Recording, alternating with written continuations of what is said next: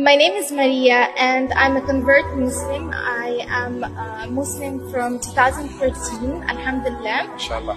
And my first Ramadan as a Muslim was in 2014.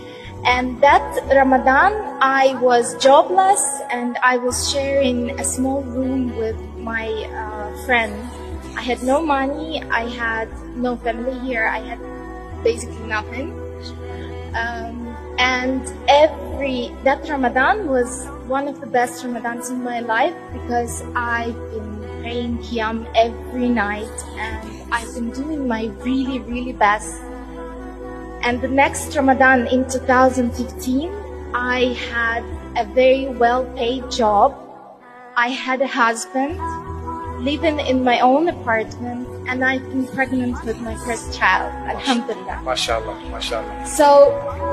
So what I want to say is that if you're not making dua for what you want, if you're not waking up for Qiyam, then you don't want it enough.